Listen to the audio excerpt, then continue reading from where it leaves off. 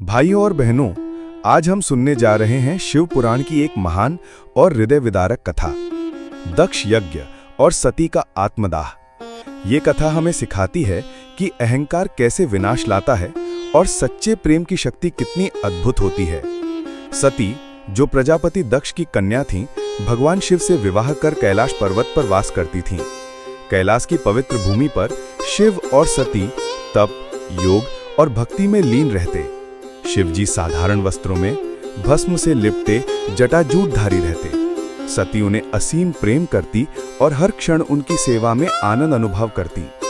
लेकिन दक्ष, जो कि सती के पिता थे, शिव के इस रूप से प्रसन्न न थे। उनके मन में शिव के प्रति अहंकार और तिरस्कार भरा हुआ था।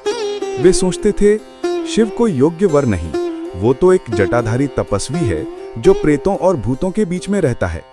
कैसे मेरी कन्या ने ऐसे योगी को पति बना लिया। एक समय आया जब प्रजापति दक्ष ने भव्य यज्ञ का आयोजन किया। यज्ञ भूमि को सोने, चांदी और रत्नों से सजाया गया। चारों ओर वैदिक मंत्रों की गूंज थी, आकाश में पुष्प वृष्टि हो रही थी। लेकिन दक्ष ने जानबूझकर अपने दामाद शिव और अपनी पुत्री सती को आमंत्रित नहीं किया। देवताओं ने पूछा, प्रजापति, आपने तो सबको बुलाया है, फिर महादेव को क्यों नहीं? दक्ष गर्व से बोले, शिव को योग्य देव नहीं, वे असभ्य हैं, भस्म लपेटते हैं, शमशान में रहते हैं। ऐसे देव को मैं यज्ञ में कैसे बुलाऊं? जब यह समाचार सती को मिला, उनका हृदय द्वंद्व में पड़ गया। उन्होंने शिव से कहा, प्रभु, मेरे पिता का यज्ञ है, सब देवता जा रहे हैं, मैं भी जाना चाहती हूँ। शिव मुस्कुराकर बोले, देवी, जहाँ हमें सम्मान न मिले वहां जाना उचित नहीं। दक्ष के मन में मेरे प्रति द्वेष है, यदि तुम वहां जाओगी तो केवल दुख ही मिलेगा। सती का मन विचलित था।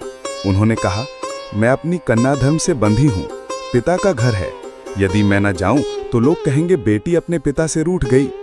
शिव ने बहुत समझाया, लेकिन सती का मन पिता के यज्ञ की ओर खिंच गया। अंततः शिव ने अनुमति दी। सती ने आकाश मार्ग से यज्ञ स्थल की यात्रा प्रारंभ की। जब सती यज्ञ मंडप में पहुंची तो सभी देवताओं ने उन्हें सम्मान से स्थान दिया। लेकिन दक्ष ने तिरस्कार भरी दृष्टि से देखा और बोला, तुम यहाँ क्यों आई हो? हमने न तुम्हें बुलाया है, न तुम्हारे उस तथाकथित पति शिव को। वो कोई देव नहीं, वो तो प्रेतों के स्वामी हैं, असभ्य है, जिसे वेदों का ज्ञान भी नहीं। सती का हृदय टूट गया। उनकी आंखों में आंसू थे, लेकिन स्वर में अग्नि।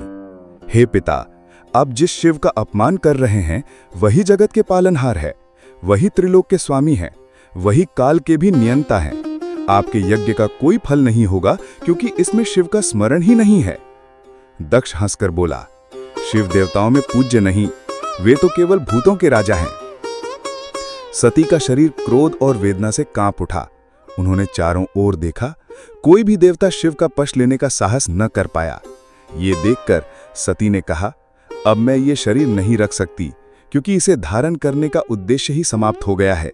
मैं इस शरीर का त्याग करती हूं और अगले जन्म में शिव को पुनः प्राप्त करूंगी। इतना कहकर उन्होंने यज्ञ अग्नि में प्रवेश कर लिया। अग्नि की ज्वालाओं में सती का शरीर विलीन हो गया और आकाश में गूंज उठा, हर हर महादेव, हर हर महादेव। जब यह समाचार कैलाश पहुंचा तो शिव समाधि से उठे।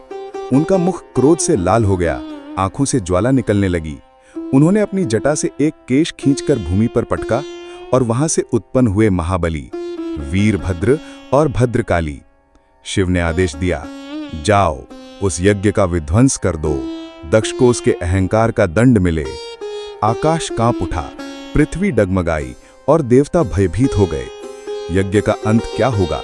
दक्ष का क्या हश्र होगा? और सती का पुनर्जन्म किस रूप में होगा? जानिए अगले भाग में वीरभद्र का प्राकट्य और दक्ष यज्ञ का विनाश।